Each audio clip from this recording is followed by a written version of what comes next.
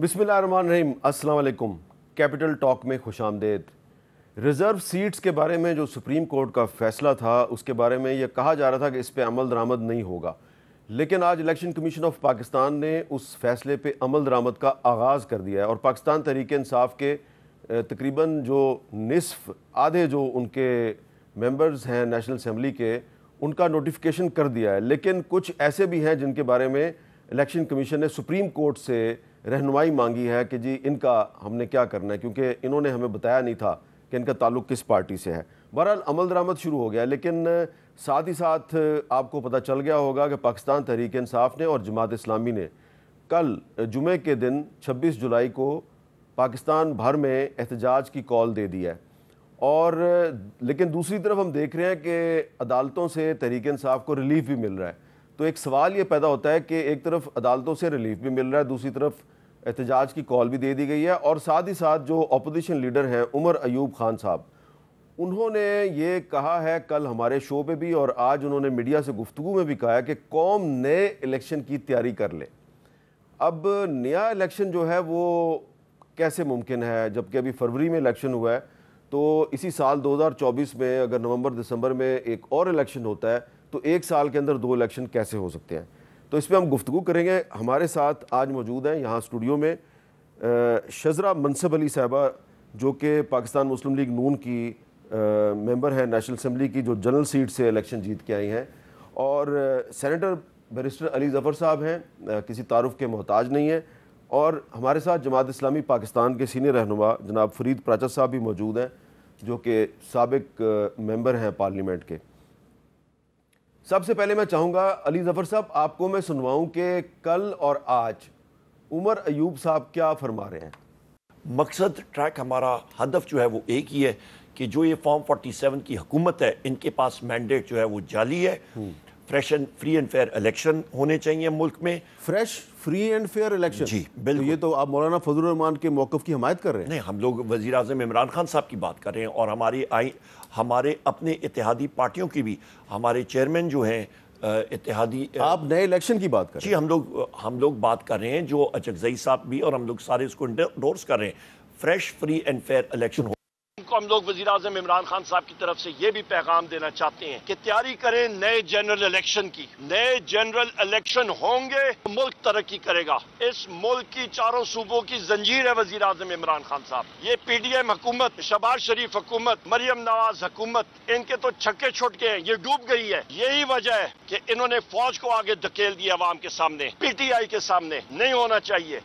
अच्छा अली ज़फ़र साहब, अब मेरा आपसे बड़ा मुअद्दबाना सवाल ये है कि आप आइन और कानून को बड़ी अच्छी तरह जानते हैं।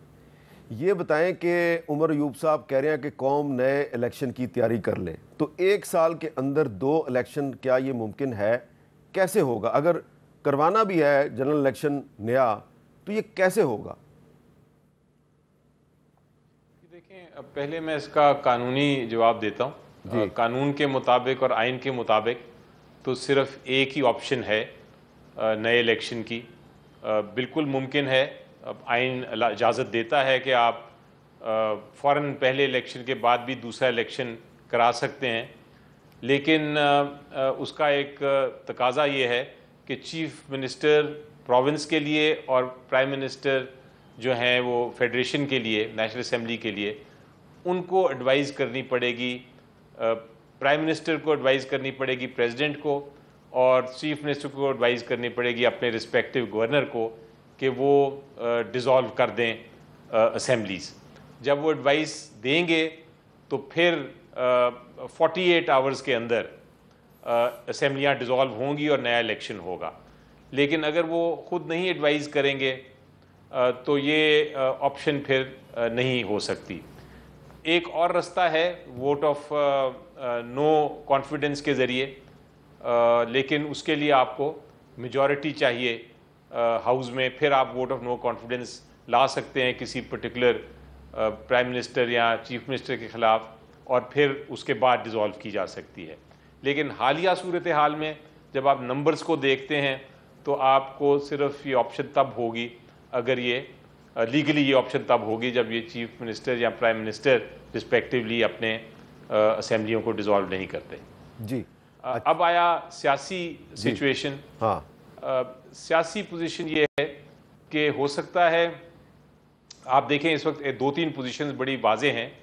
ایک تو یہ کہ عدالتیں فائنلی کھڑی ہو گئی ہیں اور اب عدالتیں فیصلے کرنا شروع ہو گئی ہیں جو مین ایشوز ہیں ان کے اوپر, جو پی ٹی آئی کے خلاف جو بھی ہوا, عوام کے ساتھ جو بھی ہوا, اس کے اوپر اب نہ صرف گفتگو ہو رہی ہے, نہ صرف آبزرویشنز آ رہی ہیں, بلکہ فیصلے بھی آ رہے ہیں. دوسرا آپ نے یہ دیکھا کہ الیکشن کمیشن آف پاکستان جو ہے وہ ڈسکریڈٹ ہو چکا ہے, اس کے خلاف بلکہ ہم ریفرنس فائل کرنے جا رہے ہیں کل.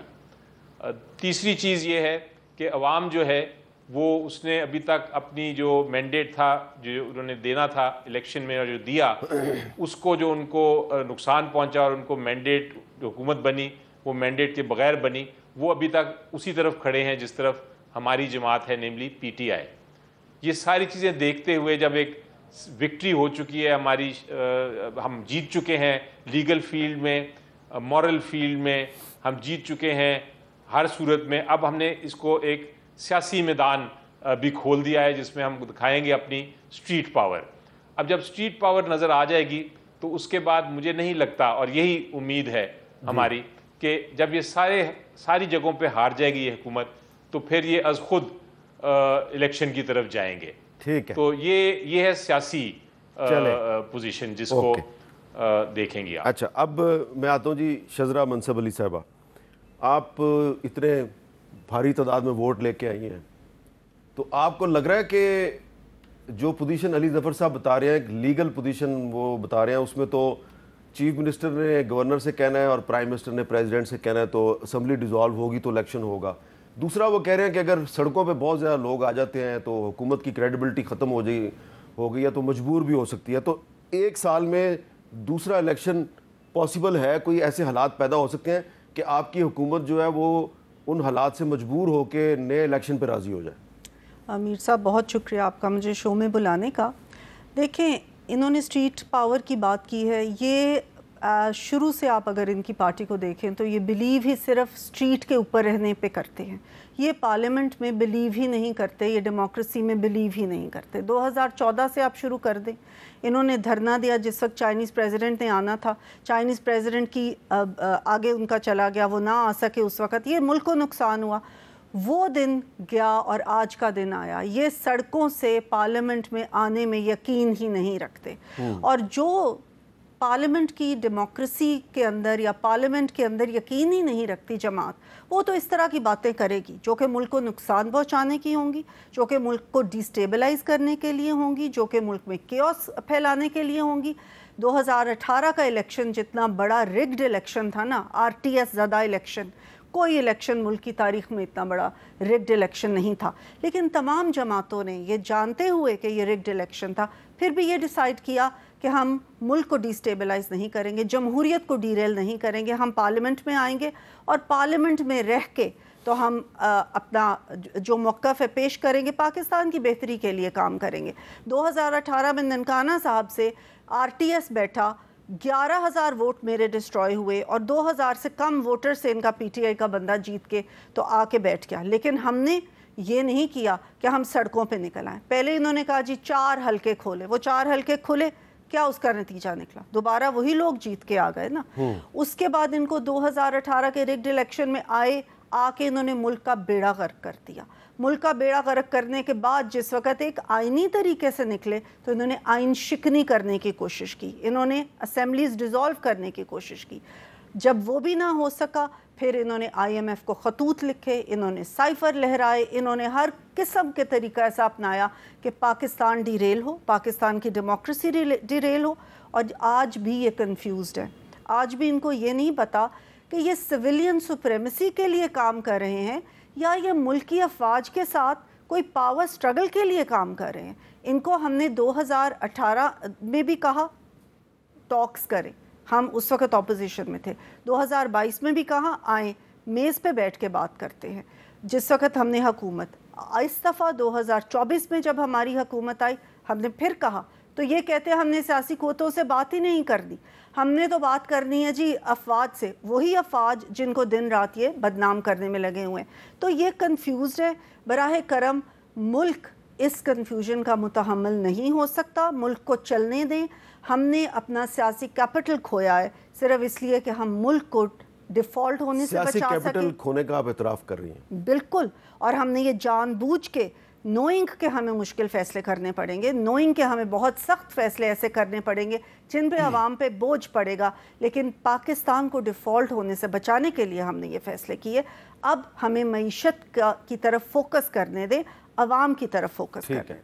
اچھا فرید پراجا صاحب, اب میرا آپ سے سوال یہ ہے کہ یہ تو جواب دے دیا علی ظفر صاحب نے اور شذرا منصب علی صاحبہ نے کہ الیکشن اس سال میں ہوگا دوبارہ یا نہیں ہوگا, لیکن آپ کی پارٹی نے احتجاج کی کال دے دیا ہے, کل تحریک انصاف نے بھی احتجاج کی کال دے دیا, لیکن دوسری طرف حکومت پنجاب نے صوبے میں دفعہ 144 نافذ کر دیا ہے. تو آپ کا احتجاج ہو رہا ہے یا نہیں ہو رہا؟ جی بسم اللہ الرحمن الرحیم. میں حامد میر صاحب احتجاج کبھی رکتے نہیں ہیں, اور یہ ہتھ کنڈے دفعہ 144 والے یہ تو انگریز کے دور سامراج کے یہ ہتھ کنڈے ہیں, یہ ہمیشہ ناکام ہوئے ہیں. یعنی آئین حق احتجاج دیتا ہے, آئین کے دیے ہوئے حق احتجاج کو ایک ڈپٹی کمشنر, ایک کمشنر یا ایک چیف سیکرٹری کیسے روک سکتا ہے؟ اور پھر یہ کہ انہیں یہ پتہ ہے کہ جماعت اسلامی کے لوگ ایک پرامن احتجاج کرتے ہیں. ہم نے باقاعدہ درخواست دی, 18 جولائی کو درخواست دی.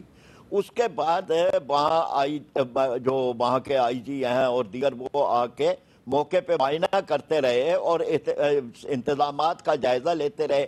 ہمارے لوگوں نے یقین دلایا کوئی ٹریفک بلاک نہیں ہوگی, سروس روڈ بھی چلتی رہے گی, اور ہم یقین دلاتے ہیں اور ہمارے یقین پر انتظامیہ ہمیشہ یقین کرتی ہے. لیکن اس کے بعد دفعہ 144 لگا دی. یعنی آپ کس چیز سے خوف زدہ ہیں؟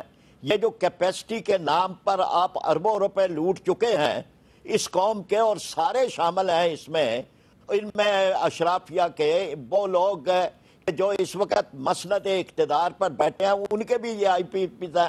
لوگوں نے کیا جرم کیا ہے؟ یعنی اس ملک کے غریب آدمی نے کیا جرم کیا ہے؟ یعنی صرف ان طبقے کو چھوڑ کر کہ جن کا بل قوم دے رہی ہے, چاہے وہ انتظامیہ کے لوگ ہیں, چاہے اسٹیبلشمنٹ کے ہیں, چاہے جوڈیشری کے ہیں, چاہے پارلیمنٹ کے ہیں, جن کا بل حکومت عوام دے رہی ہے, ان کو چھوڑ کر, یعنی جن کے گیس کے بل, جن کے بجلی کے بل, جن کے پیٹرول ڈیزل. صاحب آپ اپنی بات جاری رکھیں, لیکن ذرا یہ وضاحت کر دیں کہ آپ کے احتجاج کا مقصد کیا ہے؟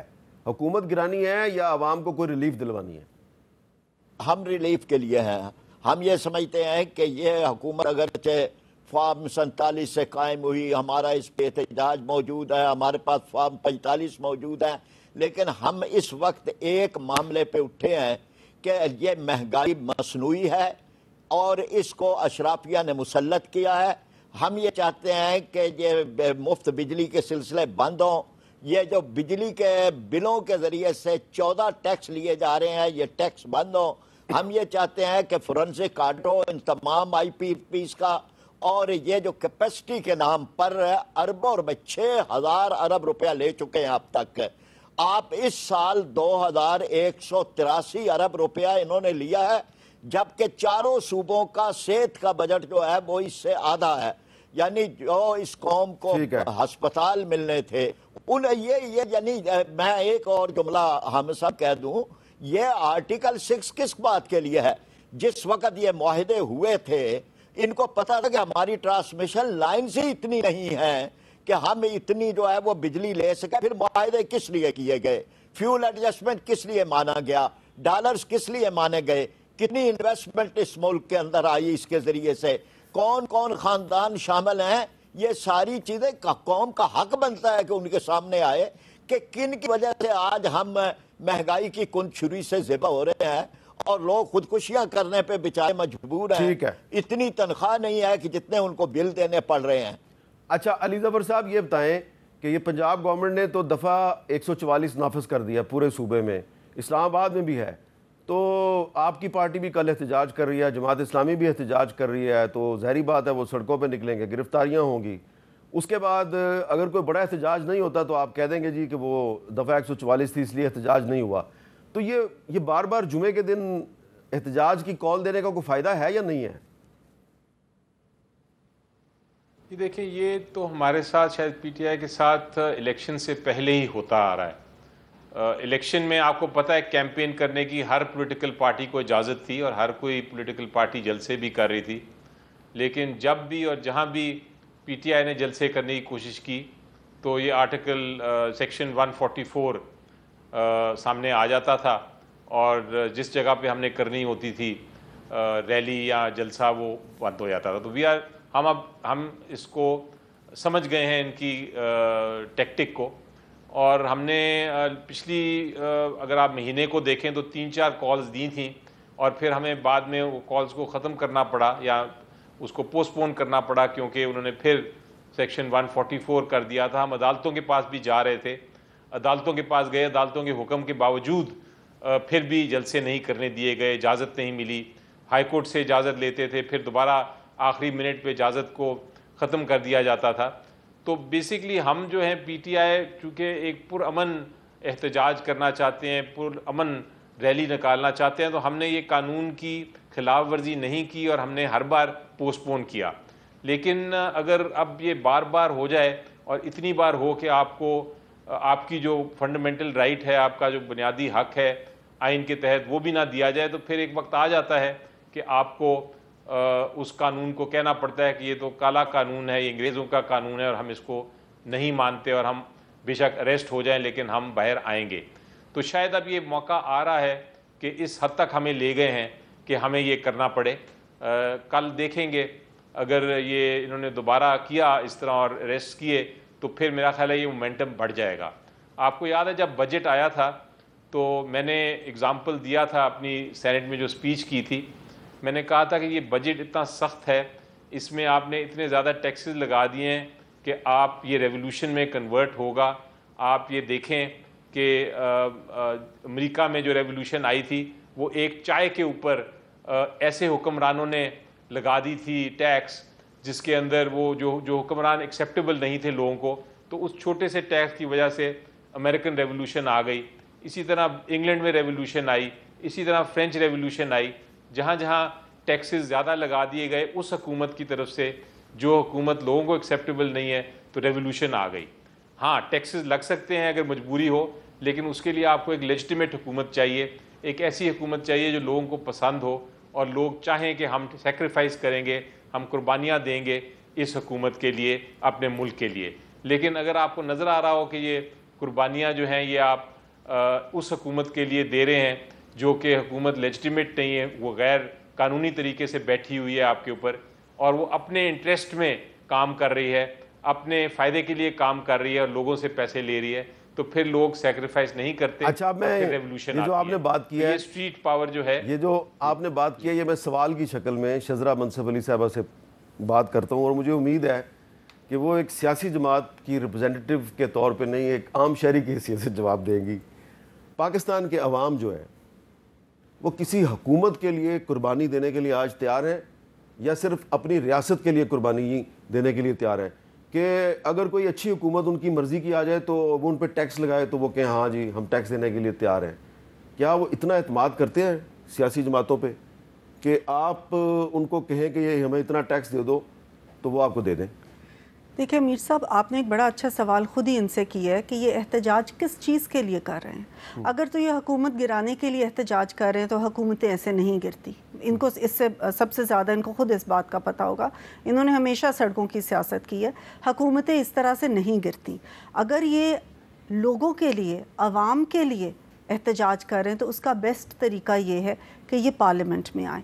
یہ اس وقت جو عوام کے اوپر مہنگائی کا طوفان آیا ہوا ہے یہ ان کی ہی 3.5 سالہ حکومت کے کیے ہوئے فیصلوں کا نتیجہ ہے.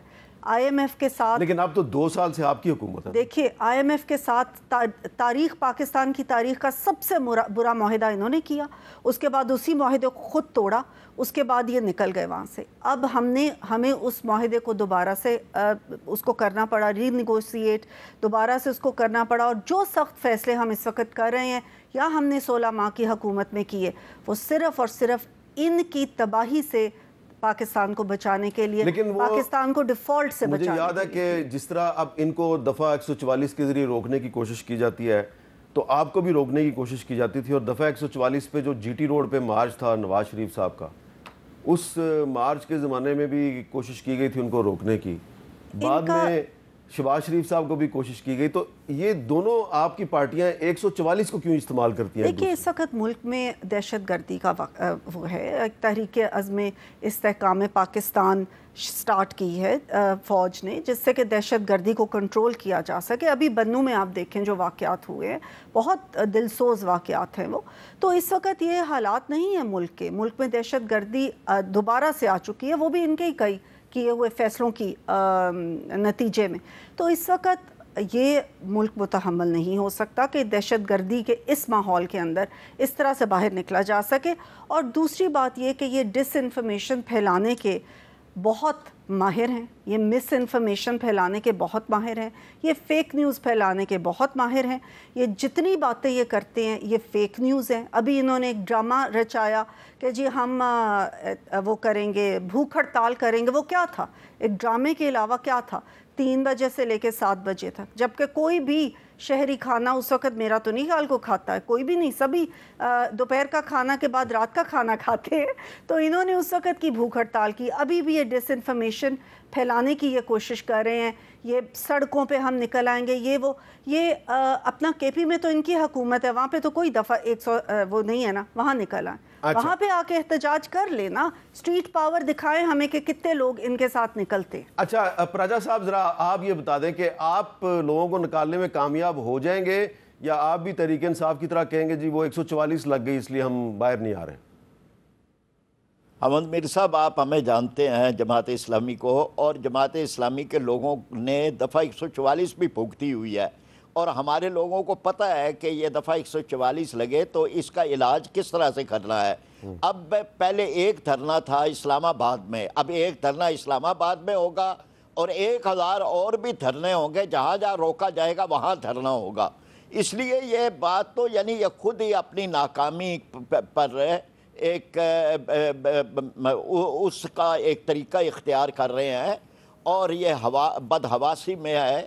اور ان کو پتہ ہے کہ عام آدمی اب جو جنگ آمد تنگ آمد بجنگ آمد ہے, لوگ بجلی کے بلوں کی وجہ سے جتنے ذلیل و رسوا ہو رہے ہیں, تو یہ احتجاج دفعہ 144 سے نہیں رکتا. یہ گلی گلی محلہ محلہ جائے گا. لوگ کس طرح سے صبر کر کے بیٹھ جائیں گے کہ آپ جو ہے وہ اسے 3 بل دینے پڑیں, ایک اس کا اپنا بل ہے, ایک بل مفت بجلی والوں کا ہے, ایک بل بجلی چوری کرنے والوں کا ہے, اور ایک بل جو ہے وہ بند کارخانوں کا ہے.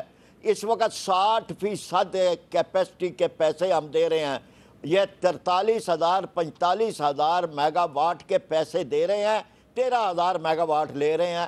یعنی کوئی یہ دنیا کے اندر کوئی سودا اس طرح ہو سکتا ہے کہ آپ جو ہے وہ سودا لیں تو تب بھی پیسے دیں, اور نہ لیں تب بھی اس دکان کو پیسہ دیں کہ اس کی ہٹی بند ہے, تب بھی آپ جو ہے وہ جا کے دیں. تو یہ کیا ظلم ہے, اور اس ظلم کو ختم کرنے کے لیے تیار نہیں ہے. اس میں وہ لوگ ہیں, چنیوٹ پاورز ہے, فوجی کبیر والا ہے, آپ لیتے چلے جائیں. یعنی افراد وہ ہیں کہ جنہیں کوئی ترس ہی نہیں آتا, وہ یہیں کے ہیں, ڈالر کے اندر پیسے لے رہے ہیں. ان کو ڈالروں میں پیسے دینے کے لیے IMF کی شرائط مانی جا رہی ہیں. ٹھیک ہے پراجا صاحب, بہت بہت شکریہ, اور ہم ایک بریک لیتے ہیں اور بریک کے بعد دوبارہ ملتے ہیں.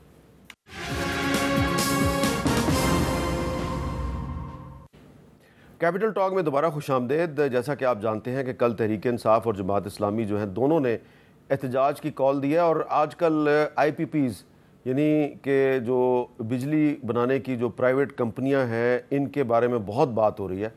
تو علی ظفر صاحب, آپ کیونکہ ایک ماہر قانون بھی ہیں, میرا آپ سے ایک سوال ہے کہ یہ جو آپ کی اور حکومت کی لڑائی چل رہی ہے, پاکستان تحریک انصاف کی اور حکومت کی جو لڑائی ہے, کیا اس کا فائدہ IPPs کے مالکان نہیں اٹھا رہے کہ جو واقعی جن کے بہت سے یونٹ بند ہیں لیکن ان کو کیپیسٹی چارجز کے نام پہ ہر مہینے اربوں کروڑوں روپے دیے جا رہے ہیں, اور وہ ریویو کروانے کے لیے بھی تیار نہیں ہے.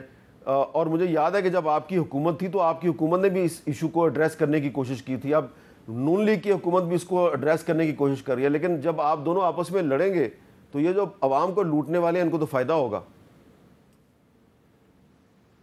جی دیکھیں آئی پی پی کا ایشوز جو ہے یہ بڑا اس کو گہرا نظر سے دیکھنا پڑتا ہے ہمیں، کیونکہ اس میں کوئی شک نہیں ہے کہ جو حکومتیں آئیں جنہوں نے یہ آئی پی پی کی ایگریمنٹس کی اور معاہدے کیے، انہوں نے ایک تو غیر کا میرا خیال ہے آئین کے خلاف عوام کو ایک طرح سے ٹائی کر دیا ان ایگریمنٹس کے ساتھ، اور یہ ایگریمنٹس بالکل غلط تھیں اور کمرشلی ملک کو نقصان پہنچاتی تھیں، اس میں کوئی شک نہیں. لیکن بہرحال جو بھی تھیں وہ حکومت پاکستان تھیں اس وقت، اور انہوں نے وہ معاہدے سائن کر لیے. اب جب آپ نے معاہدے سائن کر لیں، ایک حکومت سائن کر لے، تو پھر وہ بائنڈنگ ہو جاتے ہیں. یعنی کہ ان کو آپ یہ نہیں کہہ سکتے کل کو کہ جناب یہ غلط تھے، پچھلی حکومت نے کی تھی، اس لیے ہماری آنے والی حکومت اس کو اب ختم کر دے. اگر ایسے ہونے لگا تو پھر انویسٹمنٹ جو ہے ملک میں آئے گی نہیں، اور جو انویسٹمنٹ آئی بھی ہے وہ بھاگ جائے گی. وہ کہیں گے کہ یہ تو ملک عجیب ہے کہ معاہدے کرتے ہیں اور اس کے بعد ان معاہدوں کی خلاف ورزی کر دیتے ہیں. اس کے علاوہ اگر آپ یہ معاہدے ختم کرنے کی کوشش کرتے بھی ہیں تو آپ نے دیکھا جس طرح آپ نے ریکو ڈک میں دیکھا کہ وہ آربیٹریشنز کے ان کے کلازز ہیں، ان کے وہ آربیٹریشن ملک سے باہر لے جاتے ہیں اور پھر وہاں سے ملک کے خلاف بہت بڑے بڑے ہرجانے کے دعوے کر کے ہرجانہ لے لیتے ہیں ملینز آف ڈالرز کے. تو یہ ممکن نہیں ہے کہ ہم کسی نیگوشیشن کے بغیر یہ معاہدوں کو ختم کر دیں. یہ تو ایک لیگل پوزیشن ہے، اور ہمارے وقت جب یہ معاملات دیکھے جا رہے تھے پی ٹی آئی کی حکومت میں تو پھر یہی فیصلہ ہوا تھا کہ یہ معاہدے تو ہم نہیں ایک بار ختم کر سکتے. لیکن یہ ضرور ہے کہ جنہوں نے معاہدہ کیا اور فائدہ اٹھا رہے ہیں وہ اس کو ری نیگوشیٹ کر سکتے ہیں. جو بینکس ہیں جو انٹرسٹ لیتے ہیں ان آئی پی پیز سے، اور جس کو پھر حکومت دیتی ہے اور پھر ایونچولی کنزیومر دیتا ہے، وہ بینک سے بھی انٹرسٹ ریٹ کو کم کیا جا سکتا ہے. اسی طرح بہت سارے یہ جو ہیں پروجیکٹس یہ حکومت پنجاب کے ہیں. حکومت پنجاب اگر چاہے تو اپنی کیپیسٹی پیمنٹس ختم کر سکتی ہے، اور ان آئی پی پیز کی جو برڈن ہے جو عوام پہ آیا ہوا ہے اس کو بھی کم کیا جا سکتا ہے. تو معاہدے کو ختم کیے بغیر بھی بہت سارے حربے ہیں، بہت ساری چیزیں ہیں جو کی جا سکتی ہیں تاکہ یہ جو ایک لوگوں کے اوپر یہ جو بوجھ ہے وہ کم ہو جائے. اچھا، لیکن جس طرح میں نے کہا کہ بڑا ایک یہ نہیں آپ کر سکتے کہ ہم معاہدوں کو ختم کر دیں. یہ میرا ایک دور اندیش جی، آپ ایک قانون کے مطابق آپ ایک لیگل بات کر رہے ہیں، لیکن شذرا منصب علی صاحبہ، آپ نے یقیناً بہت سے جو اعلیٰ سطحی حکومتی اجلاس ہے اس میں شرکت کی ہوگی. آج بھی آپ ایک میٹنگ میں آپ نے شرکت کی ہے. کیا وہاں پہ ڈسکشن نہیں ہو رہی کہ کچھ آئی پی پیز ایسے بھی ہیں جو بند پڑے ہیں لیکن کیپیسٹی چارجز کے نام پہ، پیمنٹ کے نام پہ ان کو اربوں روپے ایسے دیے جا رہے ہیں کہ آپ ایک معاہدے کی زنجیروں میں جکڑے ہوئے ہیں، عوام سے ٹیکس وصول کر کے، تنخواہ دار طبقے پہ ٹیکسوں کا بوجھ ڈال کے، ان سے پیسے لے کے، تو آپ ان آئی پی پیز کے مالکان کو اوبلائج کر رہے ہیں جن کا کہ رولنگ ایلیٹ میں جن کے بڑے اچھے تعلقات ہیں. تو یہ زیادتی نہیں ہے عوام کے ساتھ؟ جی، جیسے کہ بیرسٹر صاحب نے بالکل ٹھیک کہا کہ ان معاہدوں میں کیونکہ ملک کی سوورن گارنٹی ہوتی ہے تو ان کو اس طرح سے توڑا نہیں جا سکتا. لیکن ہمیں اس چیز کا احساس ہے. ہم پرائم منسٹر صاحب جو ہیں دن رات، آپ کو میں بتاؤں کہ وہ کتنے 22 گھنٹے وہ کام کر رہے ہیں. ان کو اس چیز کا احساس ہے کہ یہ معاہدے جو اس وقت ہم عوام اس چیز کی متحمل نہیں ہو سکتی. اور ہمارے جو منسٹر آف پاور ہیں انہوں نے بھی کئی دفعہ کے ٹی وی پروگرامز پہ بھی بتایا کہ ہم کوشش کر رہے ہیں کہ اس میں سے کوئی وے آؤٹ نکلے. جو جیسے کہ بیرسٹر صاحب نے بھی کہا کہ ضروری نہیں کہ معاہدے توڑ دیے جائیں، لیکن کوئی اس طرح کا وے آؤٹ نکل جائے تاکہ عوام پہ بوجھ کم ہو جائے. اس کے لیے ہم بہت کوشش کر رہے ہیں، ہماری حکومت کوشش کر رہی ہے، پرائم منسٹر صاحب خود اس میں پرسنل انٹرسٹ لے کے کوشش کر رہے ہیں. تو انشاءاللہ ہمیں امید ہے کہ اس میں کوئی نہ کوئی وے آؤٹ نکلے گا انشاءاللہ.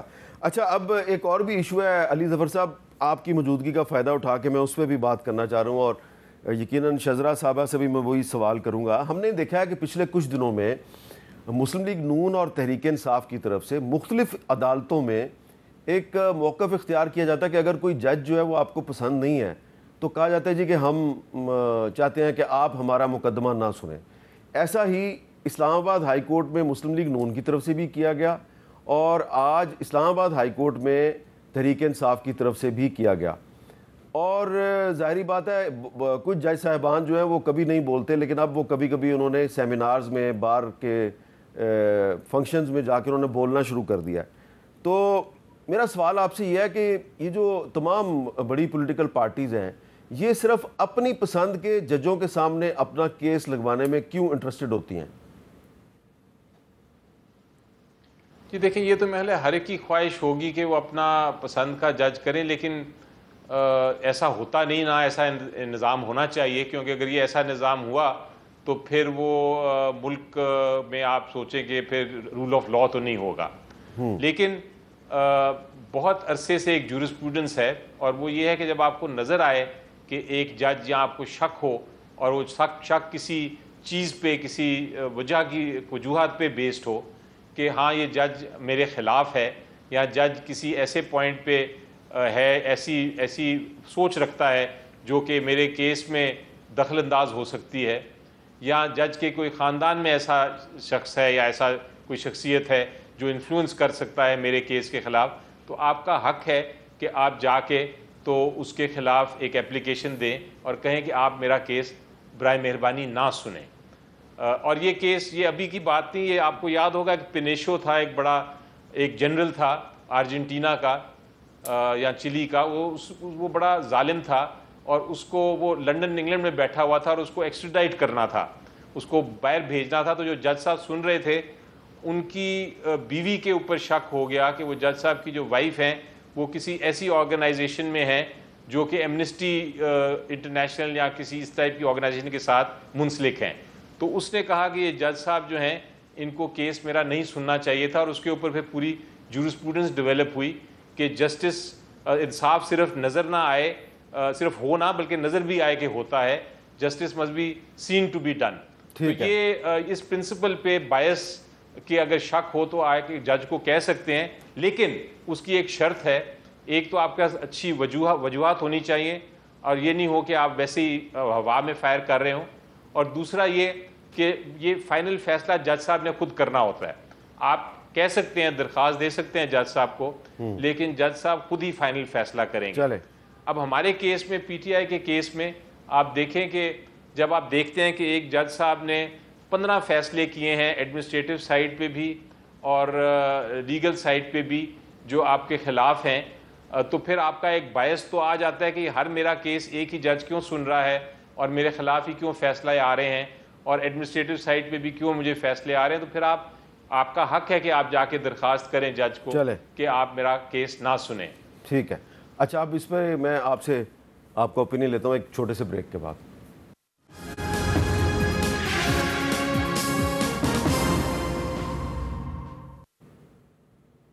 کیپٹل ٹاک میں دوبارہ خوش آمدید. اچھا, شذرا منصب علی صاحبہ, وہی سوال جو میں نے بریک سے پہلے علی ظفر صاحب سے پوچھا تھا, میں ذرا مزید اس کو واضح انداز میں پوچھتا ہوں, مثال دے کے.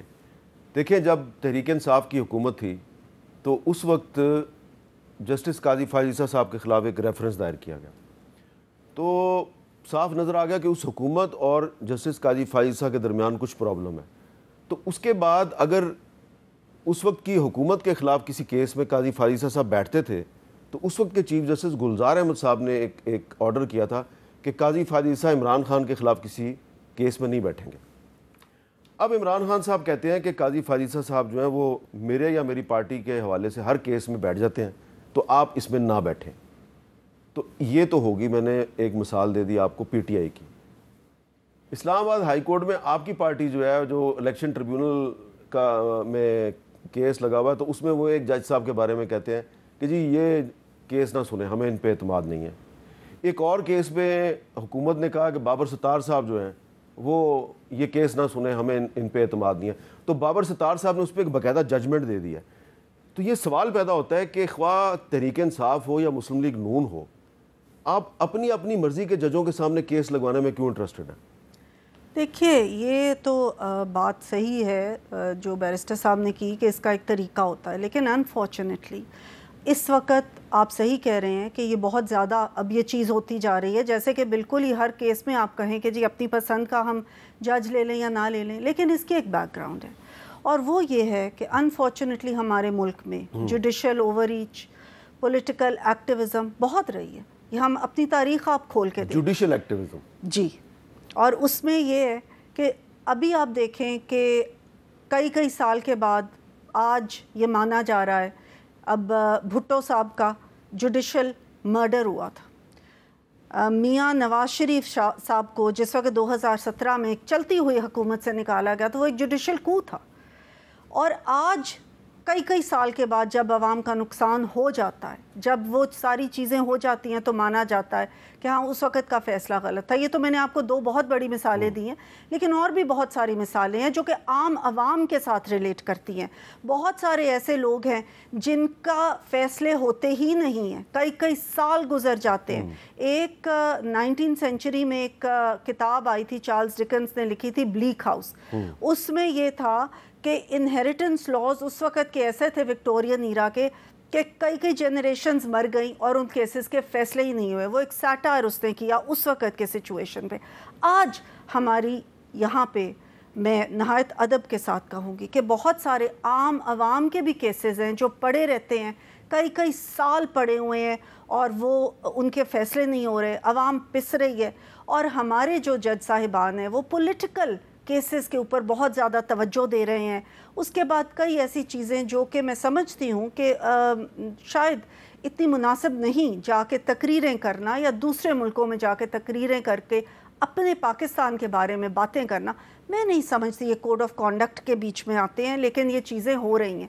سو دونوں طرف سے اب بیکاز وہاں سے ہمیں اس قسم کی چیزیں یا سہولت کاری کے بہت زیادہ ہمیں نظر آ رہے ہیں مثالیں. اچھا، آپ نے چارلز ڈکنس کی بہت خوبصورت مثال دی ہے، اور وہ جو آپ کہہ رہی ہیں وہ میرا خیال ہے اگر بہت سے لوگ اس کو پڑھیں تو وہ اس کو اپلائی کر سکتے ہیں پاکستان کے آج کے حالات پہ. لیکن بہت سے جو آپ کے کولیگز ہیں پارلیمنٹ میں ان کو شاید پتہ ہی نہ ہو کہ چارلز ڈکنس تھا کون. تو یہ آپ کو پھر کسی اور شو میں ہم دعوت دیں گے تو آپ ضرور بتائیے گا اور تھوڑا سا ترجمہ کر کے بتائیے گا، کیونکہ میں اس کو بہت پسند کرتا ہوں. اچھا علی ظفر صاحب، ابھی شزرہ منصب علی صاحبہ نے ججوں کی تقریروں پہ بات کی ہے. تو ایک تو تقریر عطر من اللہ صاحب نے نیو یارک میں کی ہے، لیکن آج بھی ایک تقریر اسلام آباد ہائی کورٹ کے چیف جسٹس عامر فاروق صاحب نے کی ہے. اس کا ایک کلپ میں آپ کو سنوانا چاہ رہا ہوں، پھر میں اس پہ آپ کا اوپینین لوں گا. یہ چیز خالی فار لائرز نہیں ہے، ایون فار جوڈیشری بھی ہے کہ ہم نے جو کچھ کرنا ہے قانون کے مطابق کرنا ہے. ہم نے بھی جو انصاف دینا ہے وہ قانون کے مطابق دینا ہے. لارڈ ڈیننگ کا بڑا مشہور ایک کوٹ ہے، there is no such thing as justice, there is always justice according to law. ہم نے جو انصاف ڈسپینس کرنا ہے وہ قانون اور قاعدے سے کرنا ہے، ہر وقت ہر جگہ اپنے کانشیس کے حساب سے نہیں کرنا. سو ایز اے جج میں ہوں، چاہے کوئی اور میرا ساتھی ہو، کوئی ڈسٹرکٹ جوڈیشری ہو یا ممبرز آف دا بار ہو، ہم سب کے لیے قانون سے شناسائی ضروری ہے. اچھا، یہ جسٹس عامر فاروق صاحب کہہ رہے ہیں کہ جج فیصلہ دیتا ہے قانون کے مطابق، ضمیر کے مطابق نہیں دیتا. میرا آپ سے بڑا ایک لیگل سا کویسچن ہے کہ ظاہری بات ہے جج کا ضمیر اگر بیدار ہوگا تو وہ قانون کے مطابق فیصلہ دے گا نا. تو کیا کبھی کسی جج کے ضمیر اور قانون کے درمیان بھی کوئی کشمکش پیدا ہو جاتی ہے؟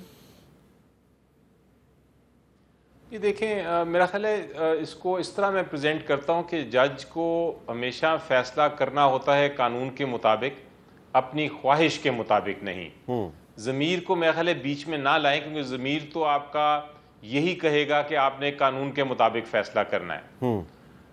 آپ کو اگر قانون ایک ہے اور وہ قانون آپ نے اپلائی کیا تو آپ کا ضمیر سیٹسفائی ہوگا کہ یہ آپ نے اوتھ لی تھی، یہی آپ کا مقصد تھا، آپ کے منصب کا تقاضا بھی یہ تھا.